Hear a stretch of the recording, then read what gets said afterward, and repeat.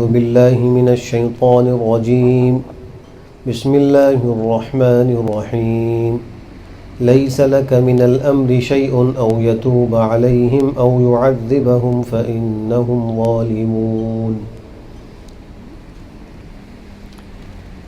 غزوہ احد کا تذکرہ کچھ آیات قبل سے چل رہا تھا، دوبارہ اسی قصے کی طرف عود ہے۔ سرکار دو عالم صلی اللہ علیہ وسلم کو غزوہ احد میں بڑی تکلیف اٹھانی پڑی کہ آپ کا چہرہ انور زخمی ہوا، سر مبارک زخمی ہوا، اور آپ کے دندان مبارک میں ایک دانت بھی شہید ہوا۔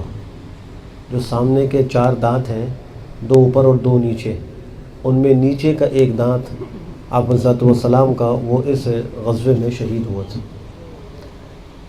اس تکلیف کے موقع پر آپ علیہ السلام کی زبان مبارک سے بات نکلی کہ وہ قوم کیسے فلاح پا سکتی ہے جو اپنے نبی کے ساتھ ایسا اور ایسا کرے، حالانکہ وہ نبی ان کو اللہ کی طرف بلاتا ہے۔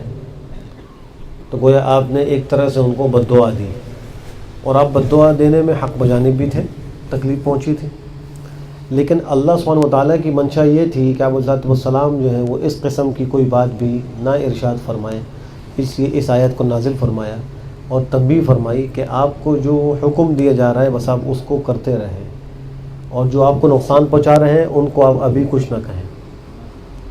اور اس میں اللہ کی حکمت ہے، اس لیے کہ اللہ کا علم تو ساری چیزوں کو محیط ہے، اللہ سب کچھ جانتا ہے کہ اس وقت کیا ہو رہا ہے، آئندہ کیا ہوگا، پہلے کیا ہوا، سب اللہ کے علم ہے۔ لیکن مخلوق جو ہے اس کا علم ایسا نہیں ہے، اس وجہ سے مخلوق کو احتیاط کرنی چاہیے کہ وہ کسی کے بارے میں اس قسم کی گفتگو نہ کریں۔ اور واقعہ بھی یہ ہے کہ غزوہ احد میں جو مشرکین کے سرداران تھے ان میں ابو سفیان تھے، صفوان ابن امیہ تھے، سہیل ابن عمر تھے، عبداللہ ابن ابی زمعہ تھے، عکرمہ بن ابی جہل تھے، اور حارث ابن ہشام تھے۔ یہ سارے وہ تھے جن کو اللہ نے بعد میں اسلام کی توفیق دی اور سارے صحابی بنے، رضی اللہ عنہم رضوان ان کا لقب ہوا۔ اس لیے اللہ نے منع فرما دیا کہ آپ ایسا نہ کریں۔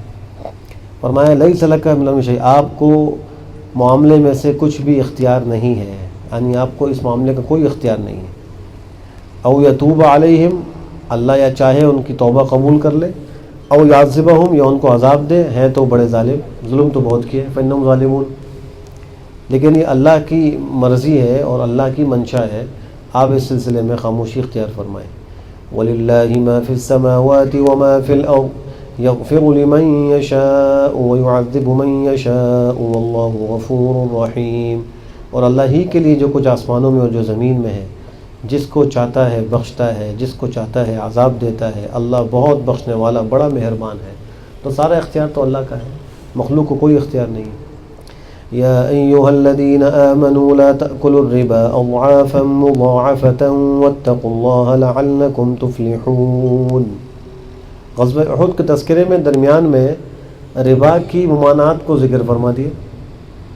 بعض مفسرین فرماتے ہیں کہ اس کا غزوہ احد سے کوئی تعلق نہیں ہے، تو اس کی مناسبت کیا ہے؟ مناسبت یہ ذکر کی کہ اوپر آیت نمبر 122 میں یہ مضمون آیا تھا کہ تم میں سے 2 گروہ، 2 جماعتیں بزدلی اور نامردی دکھانے کا انہوں نے ارادہ کیا تھا۔ مسلمانوں میں جو قبیلہ اوس کی 2 شاخیں تھیں، بنو سلمہ اور بنو حارثہ، غزوہ احد میں جب آپ تشریف لے جا رہے تھے اور عبداللہ ابن ابی منافق اپنی جماعت کو لے کر علیحدہ ہوا، تو یہ 2 جماعتیں جو مخلص مومنوں کی تھی، ان کے دل میں بھی کچھ خیال پیدا ہوا تھا پیچھے ہٹنے کا، لیکن اللہ نے ان کے دلوں کو جما دیا تھا۔ تو جیسے وہاں دلوں کے اندر ایک نامردی کی وجہ سے یا بزدلی کی وجہ سے اللہ کے حکم کو پورا کرنے میں کچھ ہچکچاہٹ ہو رہی تھی، تو اللہ فرماتے ہیں کہ یہ جو سود کا کھانا ہے یہ بھی انسان کے دل میں نامردی پیدا کرتا ہے، یہ کمزوری اور بخل پیدا کرتا ہے، جس کی وجہ سے انسان پھر کمزور ہو جاتا ہے، اللہ کے احکام پہ عمل نہیں کر سکتا۔ تو اس موقع پر اللہ نے اس کا حکم فرمایا کہ اے ایمان والو، مت کھاؤ سود کو چند در چند کر کے، یعنی کئی گناہ کر کے نہ کھاؤ۔ اس کا مطلب یہ نہیں ہے کہ تم ایک گناہ کر کے سود کھا سکتے ہو،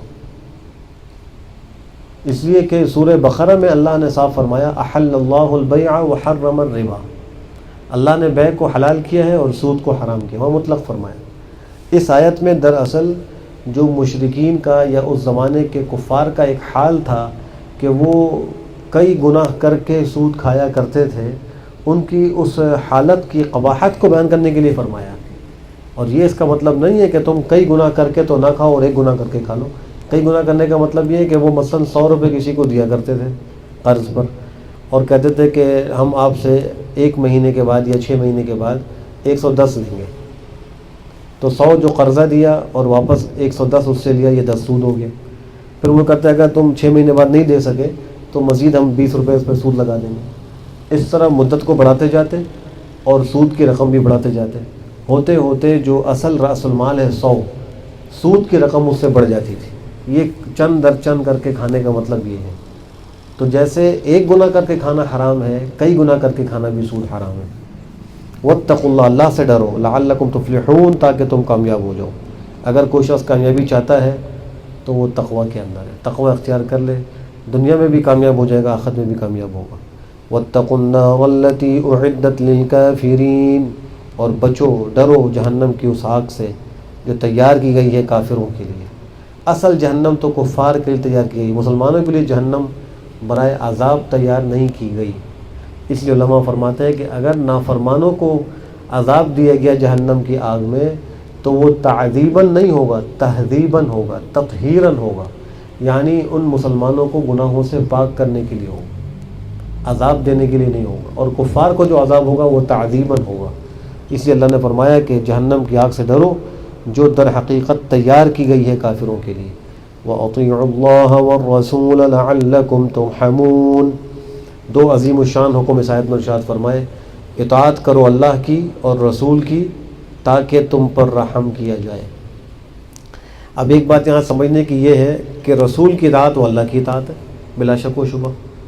حدیث شریف میں بھی آپ نے فرمایا جیسے میری اطاعت کی اس نے اللہ کی اطاعت کی، من اطاعنی فقد اطاع اللہ۔ لیکن قرآن کریم جا بجا اللہ کی اطاعت کے ساتھ الگ سے رسول کی اطاعت کو ذکر کرتا ہے۔ یہاں تو یہ فرمایا، ایک اور مقام پہ یوں فرمایا، ما آتاکم الرسول فخذوہ وما نہاکم عنہ فانتہوا، جو اللہ کا رسول تم کو دے اس کو لے لو، جس سے تم کو منع کرے اس سے رک جاؤ۔ یہ رسول کی اطاعت ہے۔ جس کام کے کرنے کا حکم دے اس کو کرو، جس کام سے منع کرے اس سے رک جاؤ۔ یہ اللہ کے نبی کی اطاعت ہے۔ تو جب اللہ کے نبی کی اطاعت اللہ ہی کی اطاعت ہے تو الگ الگ حکم کیوں دیا گیا؟ جواب اس کا یہ ہے کہ قرآن کریم ایک اصولی کتاب ہے، یہ اصول بیان کرتا ہے، اس اصول کی تفصیل نبی کی ذمہ داری۔ مثال کے طور پہ قرآن کریم نے نماز کا حکم دیا ہے، اقیموا الصلاۃ، آتوا الزکاۃ، زکوٰۃ کا بھی حکم دیا، لیکن اب نماز پڑھنی کیسے ہے، اس میں فرائض کیا ہوں گے، ضروری چیزیں کیا ہوں گی، زکوٰۃ دینی ہے اس کے اندر تفصیل کیا ہوگی، یہ تفصیل بیان کرنا اللہ کے نبی کا کام ہے، وہ بیان کرتے ہیں۔ اللہ کے نبی کی اطاعت کو الگ سے ذکر اسی وجہ سے کیا گیا کہ آئندہ چل کے کوئی شخص کہیں یہ نہ کہنے لگے کہ بھئی یہ تو ہم قرآن کریم میں نہیں پاتے اس لیے ہم اس کو نہیں اختیار کرتے۔ اگر قرآن کریم میں نہیں پاتے، اللہ کے نبی کے احادیث میں پاتے ہو تو اس کو ماننا بھی قرآن کریم ہی کے حکم پر ضروری ہے۔ اس لیے قرآن کہہ رہا ہے کہ وَأَطِيعُوا اللَّهَ وَالرَّسُولَ، ایک جگہ فرما رہا ہے مَا آتَاكُمُ الرَّسُولُ فَخُذُوهُ، اور کہیں قرآن کہتا ہے وَمَا يَنطِقُ عَنِ الْهَوَىٰ إِنْ هُوَ إِلَّا وَحْيٌ يُوحَىٰ، نبی اپنی خواہش سے کوئی بات نہیں کرتے، جو بات کرتے ہیں وحی ہوتی ہے، وحی کی اطاعت تو ضروری ہے۔ بہت سے لوگ ہیں وہ یہ کہتے ہیں، مثال کے طور پہ ایک مثال دیتا ہوں، اور وہ ایک ملک کے سفیر نے بھی بات کہی تھی، اسی عرض کر دیتا ہوں کہ شراب کو حرام نہ کہو، اس لیے قرآن کریم میں شراب کو حرام نہیں کھانا دیا گیا، ناجائز کہو، ناجائز ہے لیکن یہ مت کہو کہ حرام ہے۔ یہ بات بھی قرآن و حدیث سے ناواقفیت کی بنا پر ہے۔ قرآن کہہ رہا ہے کہ اللہ کی اطاعت کرو، رسول کی اطاعت کرو۔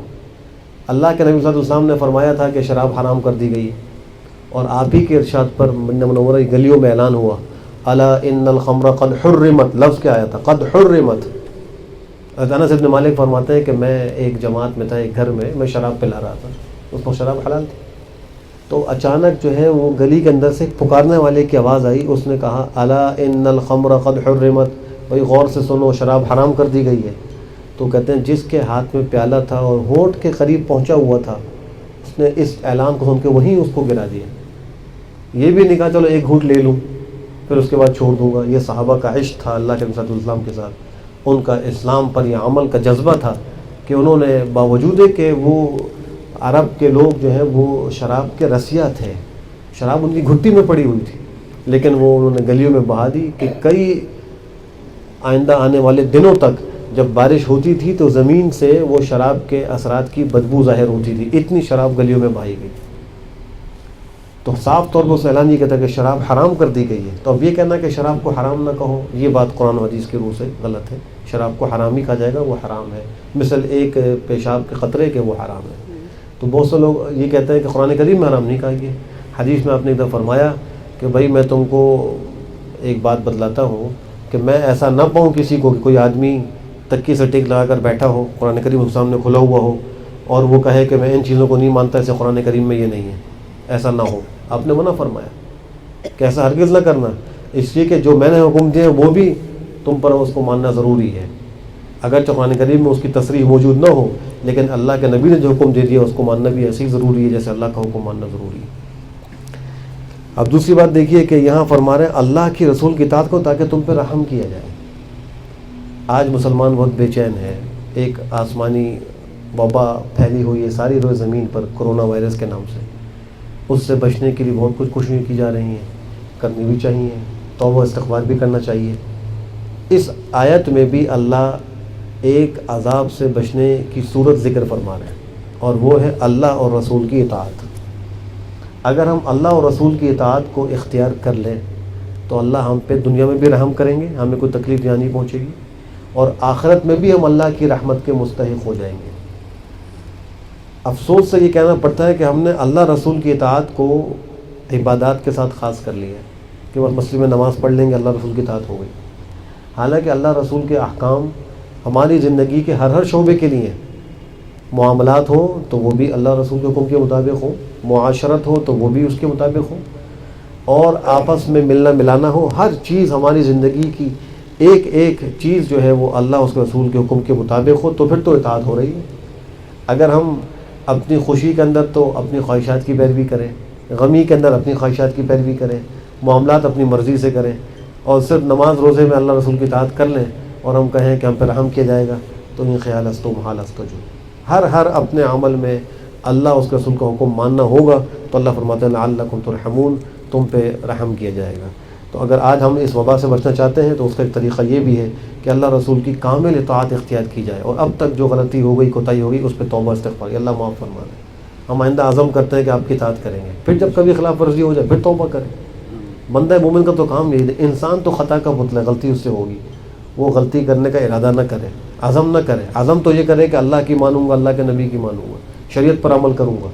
لیکن اگر پھر کبھی نفس سے مغلوب ہو کر، شیطان سے مغلوب ہو کر گناہ کر بیٹھے تو گندگی کے اندر پڑا نہ رہے، فوراً اٹھے اور کہ اللہ وہی توبہ کرتا ہوں، آئندہ نہیں کروں۔ اس طرح اگر وہ زندگی گزارتا رہے تو انشاءاللہ جب اس کی موت کا وقت آئے گا تو گناہوں سے پاک و صاف ہوگا اور اس کو حسن خاتمہ کی توفیق مل جائے گی۔ وَسَارِعُوا إِلَى مَغْفِرَةٍ مِّن رَّبِّكُمْ وَجَنَّةٍ عَرْضُهَا السَّمَاوَاتُ وَالْأَرْضُ أُعِدَّتْ لِلْمُتَّقِينَ۔ مسارات کرو، جلدی سے دوڑو